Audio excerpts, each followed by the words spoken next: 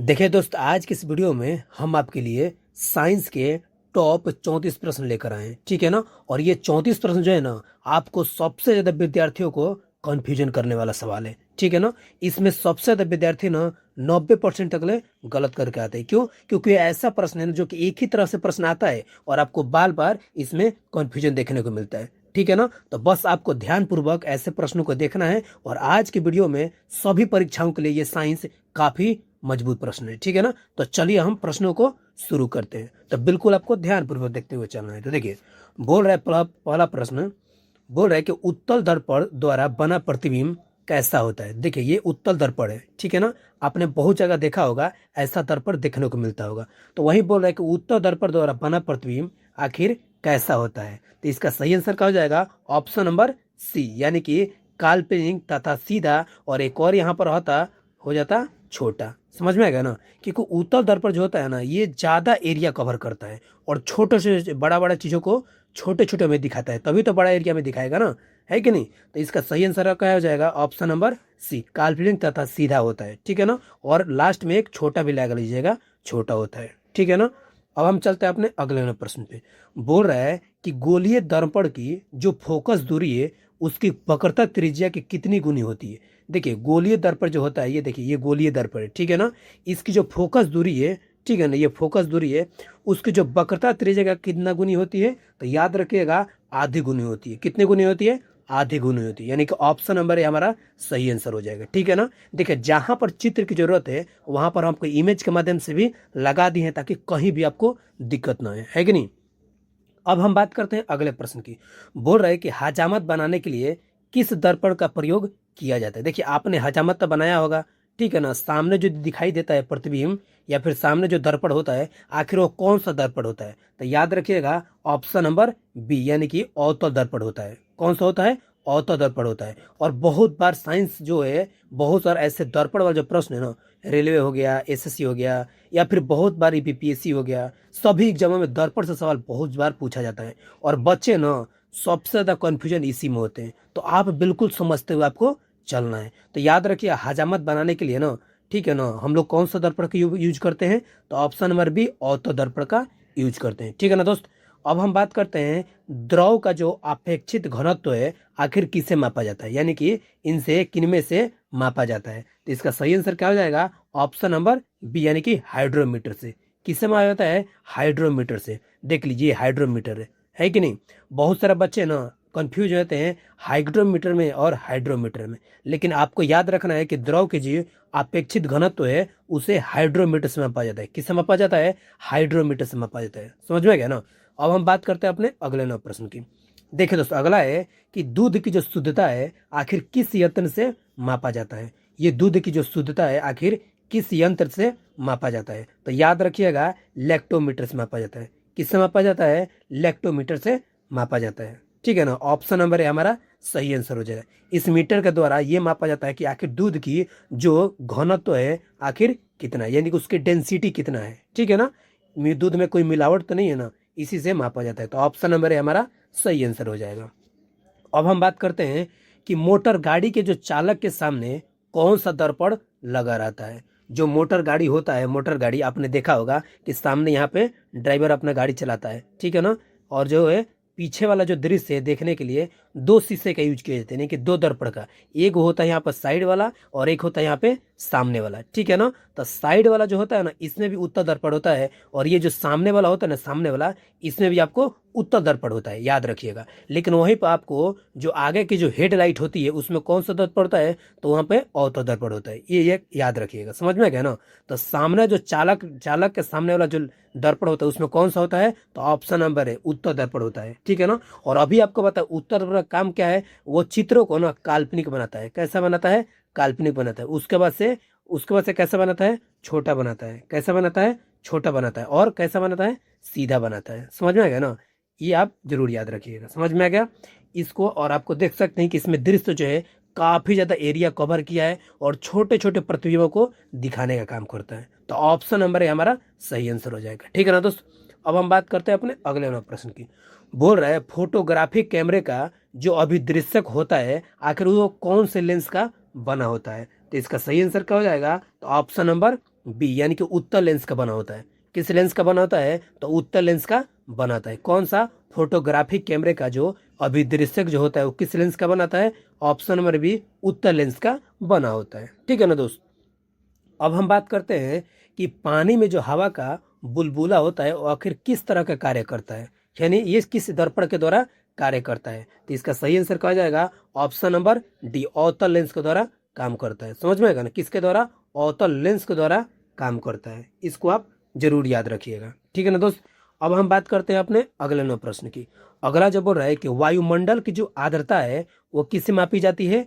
वायुमंडल की जो आर्द्रता है आखिर किससे मापी जाती है? तो याद रखिएगा हाइग्रोमीटर से। किससे मापी जाती है? हाइग्रोमीटर से मापी जाती है। और अभी आपको पिछले स्लाइड में एक क्वेश्चन कंप्लीट करवाया है कि द्रव की जो अपेक्षित घनत्व है, ठीक है ना, द्रव की जो अपेक्षित घनत्व है वो किससे मापी जाती है? तो याद रखेगा हाइड्रोमीटर से। लेकिन वहीं पे बात करें कि वायुमंडल की जो आर्द्रता है, यानी कि वायुमंडल में नमी कितनी है कि नहीं है, ये सब किससे मापा जाता है? तो हाइग्रोमीटर से मापा जाता है। हाइग्रोमीटर से। समझ में आ गया ना। तो ऑप्शन नंबर है हमारा सही आंसर हो जाएगा। ठीक है दोस्त, इसको आप जरूर याद रखिएगा। अब हम बात करते हैं भूकंप की। अभी पिछले प्रश्नों में हम आपको बताए भी थे कि भूकंप की जो यंत्र है आखिर किससे मापा जाता है, यानी कि भूकंप आता है कितना स्पीड में आया है, कितना उसकी तीव्रता है, आखिर किस यंत्र से मापा जाता है? तो सिस्मोग्राफ से मापा जाता है। किससे मापा जाता है? सिस्मोग्राफ से मापा जाता है। ठीक है ना। अब मानते हैं कि सिस्मोग्राफ से तो माप लिया जाएगा, लेकिन इसका अध्ययन किससे किया जाता है? तो सिस्मोलॉजी से किया जाता है। किससे किया जाता है? सिस्मोलॉजी से किया जाता है। ये आप जरूर याद रखिएगा। समझ में आएगा ना। यानी कि भूकंपों के अध्ययन को क्या बोलाता है? सिस्मोलॉजी। और किस यंत्र से मापा जाता है? तो सिस्मोग्राफ से मापा जाता है। ये याद रखिएगा। ठीक है दोस्त। अब हम बात करते हैं कि ध्वनि की जो तीव्रता है आखिर किससे मापी जाती है। ठीक है ना, इनमें से किससे मापी जाती है ध्वनि की तीव्रता? ठीक है ना। तो ऑप्शन नंबर है डेसिबल में मापी जाती है। ठीक है ना। यानी कि चूहे का, मनुष्य का, ट्रक का, ठीक है ना, उसके बाद से जेट का, हेलीकॉप्टर का, जिसका कितना डेसिबल होता है उसमें माप दिया जाता है। ठीक है ना, कि इसका जो साउंड है इतना डेसिबल के बराबर होता है। तो ध्वनि की जो तीव्रता है वो डेसिबल में मापा जाता है। किस में मापा है? डेसिबल में मापा जाता है। समझ में आएगा ना। इसको आप जरूर याद रखिएगा। ठीक है ना। अब हम बात करते हैं अपने अगले प्रश्न की। अगला जो प्रश्न क्या है ये है, मानव रेटिना पर बना प्रतिबिंब कैसा होता है? ये जो मानव रेटिना है, यानी कि मानव के आंख में जो रेटिना होता है यहाँ पे, ठीक है ना, बना प्रतिबिंब आखिर कैसा होता है? तो याद रखिएगा वास्तविक और उल्टा होता है। कैसा होता है? वास्तविक और उल्टा होता है। यानी कि ऑप्शन और बी हमारा सही आंसर हो जाएगा। मानव की जो रेटिना होता है उस पर कोई भी प्रतिबिंब बनता है ना तो वास्तविक होता है, लेकिन उल्टा होता है। समझ में आएगा ना। इसको आप जरूर याद रखिएगा। बात करते हैं अगले प्रश्न की। बोल रहा है कि जब कोई वस्तु को दो समानांतर समतल दर्पण के बीच रखी जाती है तो बने प्रतिबिंब की संख्या क्या होगी? देखिए एक बार ध्यान से समझिए। बोल रहा है कि दो समानांतर समतल दर्पण, मानते हैं कि ये दर्पण है, ठीक है ना, ये समतल दर्पण है, ठीक है ना, और ये भी ये समतल दर्पण है। इसके बीच में मानते हैं इसके बीच में एक वस्तु रख दी जाती है। ठीक है ना, एक वस्तु रख दी जाती है इसके बीच में। अब आप एक बात बताइए, आपने कभी मोश्तरी बनवाने के लिए गया होगा सैलून में, गए होंगे कि नहीं? आप जब बीच में रहते हैं, पीछे भी दर्पण लगा रहता है और आगे भी दर्पण लगा रहता है, तो आपको एक चीज दिखाई होता है, वो प्रतिबिंब कितना अनंत तक चला जाता है। आपको पता ही नहीं चलता है कि वो प्रतिबिंब कहाँ बना होगा, पूरा अनंत तक बना होता है। समझ में आ गया ना। यानी कहने का मतलब क्या हुआ कि अगर कोई भी वस्तु समानांतर जो दो दर्पणों के बीच में अगर रखी जाती है, वो भी अवतल समतल दर्पण के बीचों में रखी जाती है, ठीक है ना, तो कौन सा बनता है? तो अनंत में बनता है। कौन सा बनता है प्रतिबिंब? अनंत बनता है। यानी कि ऑप्शन नंबर बी हमारा सही आंसर हो जाएगा। ठीक है ना, इसको आप जरूर याद रखिएगा। अब हम बात करते हैं क्वेश्चन नंबर 14 की। बोल रहा है हृदय की गति सुनने के लिए किस यंत्र का प्रयोग किया जाता है? ठीक है ना, हृदय की गति सुनने के लिए आखिर किस यंत्र का प्रयोग किया जाता है? देखिए इस चित्र से ही आप जानकारी कर लिए होंगे कि आखिर ये कौन सा यंत्र है। तो ये कौन सा यंत्र दोस्त? स्टेथोस्कोप है। कौन सा है? स्टेथोस्कोप है। और आपको मालूम है कि डॉक्टर हमेशा इसको गले में लेकर चलते हैं, है कि नहीं? और इसी से जो आपकी हार्ट का जी है रेट मालूम, या फिर हार्ट का जो है कैसा चल रहा है कैसा नहीं, उसकी ध्वनि सुनाई देती है। समझ में आ गया ना। तो स्टेथोस्कोप इसको आप जरूर याद रखिएगा। ठीक है दोस्त, तो ऑप्शन नंबर बी हमारा सही आंसर हो जाएगा। अब हम बात करते हैं अपने अगले नंबर प्रश्न की। बोल रहा है कि वायुमंडलीय दाब की जो माप है आखिर किस यंत्र से मापी जाती है? ठीक है ना, तो देख सकते हैं ये कौन सा यंत्र है? तो ये है बैरोमीटर। ठीक है ना। तो वायुमंडलीय की जो दाब है आखिर उसे किस यंत्र से मापा जाता है, तो ऑप्शन नंबर डी यानी कि बैरोमीटर से मापा जाता है। किससे मापा जाता है, बैरोमीटर से मापा जाता है वायुमंडलीय दाब। इसको आप जरूर याद रखिएगा। देखो 3 चीज याद रखिएगा, ठीक है ना। आर्द्रता याद रखिएगा, ठीक है ना, सापेक्षिक घनत्व याद रखिएगा, और उसके बाद से वायुमंडलीय दाब। तो वायुमंडलीय जो दाब है ये तो बैरोमीटर क्लियर हो गया। आर्द्रता पूछे कि नमी क्या है वायुमंडल में, तो इसको हाइग्रोमीटर से मापा जाता है। किससे मापा जाता है, आपको हाइग्रोमीटर से मापा जाता है। लेकिन वहीं पे पूछे अपेक्षित घनत्व तो इसको याद रखिएगा, हाइड्रोमीटर से मापा जाता है। समझ में आ गया ना, इसको आप जरूर याद रखिएगा, ठीक है ना। 3 चीज करवाएं, 1-2 बार रिवीजन कर लीजिएगा, आपको पूरे दिमाग में बैठ जाएगा। और यही सब सवाल ना बच्चों को कन्फ्यूजन करता है और गलत करके आते हैं, ठीक है ना। तो आपको गलत नहीं करना है। अगला प्रश्न बोल रहा है कि सरल सूक्ष्मदर्शी में वस्तु को कहाँ रखा जाता है। सरल जो सूक्ष्मदर्शी होता है आखिर वस्तु को कहाँ पर रखा जाता है, तो इसका सही आंसर क्या हो जाएगा, तो ऑप्शन नंबर है, कहाँ पर रखा जाता है, लेंस और प्रकाश केंद्र के बीच। क्या है, यहाँ पर लेंस हो गया, ठीक है ना, यहाँ पर लेंस हो गया और ये प्रकाश केंद्र है, इसके बीच में रखा जाता है। समझ में आ गया ना। तो लेंस और प्रकाश केंद्र के बीच में जो है कोई भी जो है सरल सूक्ष्म में वस्तु को कहाँ रखा जाता है, तो लेंस और प्रकाश केंद्र के बीच में रखा जाता है। समझ में आ गया दोस्त, इसको आप जरूर समझिएगा। अगला क्वेश्चन है, वनस्पति तेलों से कृत्रिम घी यानी आर्टिफिशियल घी बनाने में किस उत्प्रेरक का प्रयोग किया जाता है, यानी कि कॉटलेज बोला जाता है, ठीक है ना।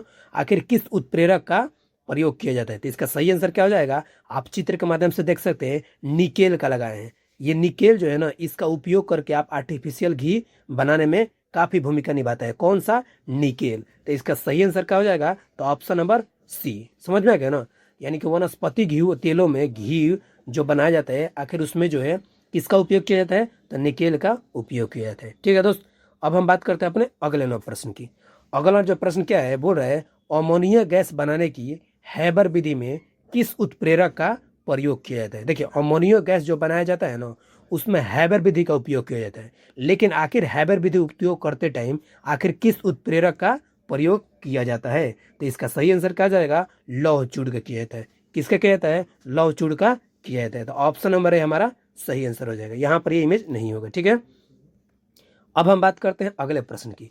बोल रहे ऑटो दर्पण में वस्तु का जो प्रतिबिंब में दर्पण के पीछे काल्पनिक, सीधा तथा वस्तु से बड़ा बनता है। तो जब वस्तु होती है, यानी कहने का मतलब क्या है कि ऑटो दर्पण में, ठीक है ना, ये मानते हैं एक ऑटो दर्पण हो गया, ठीक है ना। और वस्तु का जो प्रतिबिंब है दर्पण के जो ना पीछे बनता है, ठीक है ना। कहाँ पर बनता है, पीछे बनता है यहाँ पे प्रतिबिंब। समझ में आ गया ना। तो वही बोल रहा है कि वो काल्पनिक, सीधा तथा वस्तु से बड़ा प्रतिबिंब बनता है। तो आखिर बताइए कि वस्तु को कहाँ पे रखा जाए कि ऐसा प्रतिबिंब आपको देखने को मिलेगा। तो इसका सही आंसर क्या हो जाएगा, फोकस और ध्रुव के बीच। समझ में आएगा ना, फोकस और ध्रुव के बीच जो रखिएगा वस्तु को, तो जो है आपको प्रतिबिंब जो बनेगा दर्पण के तो पीछे बनेगा, यानी कि ऑटो दर्पण के पीछे बनेगा, लेकिन कैसा बनेगा, काल्पनिक, सीधा तथा वस्तु से बड़ा बनेगा। समझ में आ गया ना। तो कहाँ रखना पड़ेगा आपको, फोकस और ध्रुव के बीच रखना पड़ेगा। ऑप्शन नंबर डी हमारा सही आंसर हो जाएगा, ठीक है दोस्त। अब हम बात करते हैं अपने अगले 9 प्रश्न की। बोल रहे रक्त दाब किस यंत्र से मापा जाता है। रक्त दाब का मतलब समझते हैं ना, बीपी, ठीक है ना। बीपी यानी कि ब्लड प्रेशर की बात कर रहे हैं, ठीक है ना। आप लोगों ने देखा होगा बहुत बार डॉक्टर जो है आपका ब्लड प्रेशर मापते हैं, ठीक है ना। या फिर आपके घर में बहुत सारे लोगों को आपको देखा होगा ब्लड प्रेशर मापने के लिए आते हैं, यानी उनको बीपी मापने के लिए आते हैं। इसी को बोला जाता है रक्तदाब। तो आखिर किस यंत्र से मापा जाता है, तो याद रखिएगा ऑप्शन नंबर बी, स्फिगो मैनोमीटर। कौन से यंत्र से मापा जाता है, स्फिगो मैनोमीटर से आपको बीपी मापा जाता है, यानी कि रक्त का दाब मापा जाता है। आप देख सकते हैं ये भी स्फिगोमीटर के चित्र आप देख के ही अनुमान लगा सकते हैं कि ये कौन सा यंत्र है कि नहीं। तो ऑप्शन नंबर बी हमारा सही आंसर हो जाएगा। अब हम बात करते हैं अपने अगले 9 प्रश्न की। बोल रहा है कि ट्रांसफार्मर का जो क्रोड है आखिर किसका बना होता है। ये जो ट्रांसफार्मर है आखिर इसका जो क्रोड है आखिर किसका बना होता है, तो याद रखिएगा नर्म लोहा का बना होता है। किसका बना होता है, नर्म लोहा का बना होता है, यानी कि ऑप्शन नंबर है हमारा सही आंसर हो जाएगा, ठीक है ना दोस्त। नेक्स्ट क्वेश्चन बोल रहा है कि ट्रांसफार्मर किस सिद्धांत पर आधारित है। ये जो ट्रांसफार्मर होता है आखिर किस सिद्धांत पे आधारित होता है, तो इसका सही आंसर क्या हो जाएगा, विद्युत चुंबकीय प्रेरण के नियम पर होता है। किस पे होता है, विद्युत चुंबकीय प्रेरण के नियम पर होता है। समझ में आ गया ना। तो ऑप्शन नंबर बी हमारा सही आंसर हो जाएगा। इन सब चीजों का आप बिल्कुल ध्यान से समझते हुए चलिएगा, ठीक है ना दोस्त। अब हम बात करते हैं अगले प्रश्न की। बोल रहा है ट्रांसफार्मर प्रयुक्त होता है, यानी कि ट्रांसफार्मर का क्या काम है। आखिर ये किस लिए उपयोग किया जाता है? तो इसका जो उपयोग है एसी वोल्टेज में उपचयन या अपचयन करने के लिए। समझ में आएगा ना? जो एसी वोल्टेज है अल्टरनेटिव करंट जो होता है उसमें जो आपको उपचयन या फिर अपचयन करने के लिए, यानी कि ऑप्शन नंबर डी हमारा सही आंसर हो जाएगा। ठीक है ना? इसको आप जरूर याद रखिए। अब आप खुद देखिए कि ट्रांसफार्मर से कितना सारा सवाल एक ही बार में बन गया है कि नहीं, और यही सब विद्यार्थियों को कंफ्यूजन करता है। इसको आप जरूर ध्यान से समझते हुए चलिएगा। अब बोल रहा है कि हीट स्टोन ब्रिज का जो व्यवहार है आखिर किसे मापने में किया जाता है? जो हीट स्टोन ब्रिज का जो व्यवहार है आखिर किसे मापने में किया जाता है? तो इसका सही आंसर क्या हो जाएगा? ऑप्शन नंबर सी, यानी कि प्रतिरोध को मापने में किया जाता है। किसको मापने किया जाता है? प्रतिरोध को मापने में किया जाता है। समझ में आ गया ना? अब बात करते हैं अपने अगले नंबर प्रश्न की। बोल रहा है कि पानी के अंदर ध्वनि सुनने के यंत्र को क्या कहलाता है? देखिए ये पानी है और पानी के अंदर भी ध्वनि सुनाई दे, उस यंत्र का कौन सा यंत्र का प्रयोग किया जाता है? तो इसका सही आंसर क्या हो जाएगा? हाइड्रोफोन का उपयोग किया जाता है। किसका उपयोग किया जाता है? हाइड्रोफोन का। देख सकते हैं ये हाइड्रोफोन है। ठीक है ना? इसका जो है पानी के अंदर कानों में लगा लिया जाता है, सुनाई देता है। समझ में आएगा ना? होता है ऑप्शन नंबर डी हमारा सही आंसर हो जाएगा। अब हम बात करते हैं अगले प्रश्न की। बोल रहा है लाउड स्पीकर में ऊर्जा परिवर्तन होता है, यानी कि लाउड स्पीकर में आखिर ऊर्जा है किस तरीके से परिवर्तन होता है? तो इसका सही आंसर क्या हो जाएगा? ऑप्शन नंबर बी, विद्युत से यांत्रिक एवं यांत्रिक से ध्वनि ऊर्जा में। ठीक है ना? और ये प्रश्न जो है कितनी बार पूछा जा गया है। ठीक है ना? तो ये काफी ज्यादा वीवीआई प्रश्न है जो कि आपको पूछते रहता है। तो ऑप्शन नंबर बी हमारा सही आंसर हो जाएगा। विद्युत से यांत्रिक में जाता है एवं यांत्रिक से ध्वनि में जाता है। यानी कहने का मतलब क्या हुआ? हम लाउड स्पीकर में करंट देते हैं, यानी कि विद्युत से यांत्रिक में कन्वर्ट हो जाता है। अब जो उसके अंदर करंट जो जाता है वो यांत्रिक से ध्वनि ऊर्जा में कन्वर्ट कर देता है। समझ में आ गया ना? तो ऑप्शन नंबर बी हमारा सही आंसर हो जाएगा। ठीक है ना? इसको आप जरूर याद रखिएगा। नेक्स्ट क्वेश्चन बोल रहा है कि निम्नलिखित में से किस यंत्र में यांत्रिक ऊर्जा वैद्युत ऊर्जा में परिवर्तित होता है? यानी यांत्रिक ऊर्जा से वैद्युत ऊर्जा में परिवर्तन होता है। आखिर इनमें से कौन सा यंत्र है? तो आप देख सकते हैं चित्र के माध्यम से भी आप बता सकते हैं इनमें कौन से यंत्र है। तो ऑप्शन नंबर डी, देखिए ये डायनेमो है। ठीक है ना? ये जो डायनेमो है ये यांत्रिक ऊर्जा से ना विद्युत ऊर्जा में कन्वर्ट हो जाता है। ठीक है ना? तो ऑप्शन नंबर डी हमारा सही आंसर हो जाएगा। अगला प्रश्न बोल रहा है, ध्यान से समझिएगा, ये वीवीआई प्रश्न है। बोल रहा है निम्नलिखित में से कौन सा युक्ति, ठीक है ना, यानी कौन सा यंत्र विद्युत ऊर्जा को यांत्रिक ऊर्जा में परिवर्तन कर देता है? तो इसका सही आंसर क्या हो जाएगा? ऑप्शन नंबर बी, यानी कि विद्युत मोटर। ठीक है ना? देखिए ये विद्युत जो मोटर है ना ये यांत्रिक ऊर्जा के, ठीक है ना, ये विद्युत ऊर्जा को यांत्रिक ऊर्जा में कन्वर्ट कर देता है। ठीक है ना? यानी कि विद्युत मोटर जो है आपको विद्युत से यांत्रिक में कन्वर्ट करता है। लेकिन वहीं पे बात करें डायनेमो का, ये क्या करता है? इसका उल्टा करता है, यांत्रिक ऊर्जा से विद्युत ऊर्जा में कन्वर्ट कर देता है। इसको आप जरूर याद रखिएगा। ठीक है ना? तो मोटर जो होता है आपको विद्युत से यांत्रिक में कन्वर्ट कर देता है। अब हम बात करते हैं अपने अगले प्रश्न की। बोल रहे रासायनिक ऊर्जा को विद्युत ऊर्जा में परिवर्तन होता है। देख सकते हैं आपने घर में आपको इन्वर्टर तो यूज किए होंगे। ये जो है इसमें जो ऊर्जा होता है वो कैसा ऊर्जा होता है? रासायनिक ऊर्जा होता है। लेकिन अगर बॉल बत्ती जो जलाना होता है वो किस में कन्वर्ट कर देता है?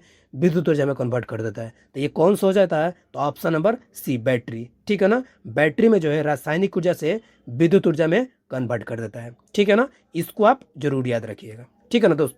अब हम बात करते हैं अपने अगले नंबर प्रश्न की। बोल रहे हैं रेक्टिफायर का प्रयोग किया जाता है, यानी कि रेक्टिफायर का प्रयोग इनमें से किस लिए किया जाता है या फिर कैसे प्रयोग होता है? समझ में आएगा ना? इसीलिए ये पूछ रहा है। तो याद रखिएगा एसी से डीसी में बदलने के लिए, ये जो एसी से डीसी में बदलने के लिए रेक्टिफायर का प्रयोग किया जाता है। समझ में आ गया ना? अल्टरनेटिव करंट से डायरेक्ट करंट में बदलने के लिए किसका उपयोग किया जाता है? रेक्टिफायर का उपयोग किया जाता है। और ऐसे प्रश्न कितनी बार आपको एग्जामों में देखने को मिले हुए, ये काफी ज्यादा वीवीआई प्रश्न है। ठीक है ना? तो ऑप्शन नंबर डी हमारा सही आंसर हो जाएगा। अब हम बात करते हैं अपने अगले प्रश्न। बोल रहा है ट्रांसफार्मर का जो प्रयोग है आखिर इनमें से किस लिए किया जाता है, या फिर ट्रांसफार्मर का प्रयोग किया जाता है किस लिए होता है? तो याद रखिएगा केवल एसी के लिए किया जाता है, अल्टरनेटिव करंट लिए किया जाता है। ठीक है ना? क्योंकि बैटरी में होता है ना, बैटरी में डीसी होता है। क्या होता है? डीसी होता है, जो कि डायरेक्ट करंट इसको बुलाया जाता है। ठीक है ना? और जो ये ट्रांसफार्मर होता है ये जो एसी के लिए उपयोग किया जाता है, नहीं कि अल्टरनेटिव करंट के लिए बोला जाता है। समझ में आ गया ना? तो ऑप्शन नंबर है हमारा सही आंसर हो जाएगा। ठीक है ना? अब हम बात करते हैं अपने अगले नंबर प्रश्न की। बोल रहे हैं टेलीफोन लाइन में प्रवाहित ऊर्जा है। देखिए ये टेलीफोन आपने देखा होगा, उसका ये लाइन है। ठीक है ना? आखिर इसमें जो ऊर्जा प्रवाहित होती है वो आखिर कैसी ऊर्जा है? ठीक है ना। तो इसका सही आंसर क्या हो जाएगा, ऑप्शन नंबर बी, यानी कि विद्युत ऊर्जा है। कैसे ऊर्जा है, तब विद्युत ऊर्जा है, इसको आप जरूर याद रखिएगा, ठीक है ना। अब हम बात करते हैं अपने अगले नौ प्रश्न की। बोल रहा है कि शुष्क सेल में किस तरह की ऊर्जा निहित होती है, यानी कि प्रवाहित होती है। देखिए शुष्क सेल का मतलब क्या हुआ, आपने रिमोट में बैटरी यूज किया होगा, या फिर हैंड लाइट में भी आपने टॉर्च में बैटरी यूज किया होगा, है कि नहीं। ये छोटी छोटी बैटरियां जो होती है, ठीक है ना, इसी को बोला जाता है शुष्क सेल। तो आखिर इसमें कौन सी ऊर्जा जो है निहित होती है, यानी कि इसके में रहती है, इसमें कौन सी ऊर्जा रहती है, तो ऑप्शन नंबर बी, रासायनिक ऊर्जा रहती है। क्या रहती है, ऑप्शन नंबर बी, रासायनिक ऊर्जा रहती है। इसको आप जरूर याद रखिएगा, ठीक है ना दोस्त। अब हम बात करते हैं अपने अगले प्रश्न की, और इस वीडियो का अंतिम प्रश्न है, ठीक है ना। और बताइएगा कि आपने सच में कितना इसमें सही किया है, ठीक है ना, क्योंकि ये सारा प्रश्न जो है आपके लिए कंप्लीट करवा दिए। बोल रहा है कि कौन सा यंत्र है, ठीक है ना, जो कि उच्च एसी, यानी कि बोल रहा है कौन सा यंत्र है जो उच्च एसी वोल्टेज को निम्न एसी वोल्टेज में, या फिर निम्न एसी वोल्टेज को उच्च एसी वोल्टेज में बदलता है। तो इसका सही आंसर क्या हो जाएगा, ऑप्शन नंबर डी, ट्रांसफार्मर, ठीक है ना। ये जो क्या करता है, हाई वोल्टेज को लो वोल्टेज में और लो वोल्टेज को हाई वोल्टेज में कन्वर्ट करने का काम कौन करता है, तो ये आपका ट्रांसफार्मर करता है। समझ में आ गया ना। तो ऑप्शन नंबर डी हमारा सही आंसर हो जाएगा। आज के जो प्रश्न है ना दोस्त, ये काफी ज्यादा आपको कंफ्यूजन क्रिएट करते हैं, और सबसे ज्यादा विद्यार्थी गलती करके आते हैं। लेकिन आप ईमानदारी से अगर इस वीडियो को देखे होंगे ना, तो आपको पूरा कंफ्यूजन क्लियर हो गया होगा, ठीक है ना दोस्त। तो दोस्त यहाँ पर जो है हमारा पूरा 34 जो है क्वेश्चन कंप्लीट होता है। हम कम क्वेश्चन लेते हैं, लेकिन पूरे समझा तरीके सबको बताने का काम करते हैं, ठीक है ना दोस्त। तो चलिए देखिए दोस्त, इसका पीडीएफ भी हम आपको टेलीग्राम पे दे देंगे, आप जाके लिंक जो है डिस्क्रिप्शन में दे देंगे, आप ज्वाइन कर सकते हैं, ठीक है ना। और सबसे बड़ी बात कि अगर इस चैनल से जुड़ना चाहते हैं, तो इस चैनल को दिल से सब्सक्राइब जरूर कीजिएगा, ठीक है ना। तो चलिए मिलते हैं नेक्स्ट वीडियो में, तब तक के लिए बाय।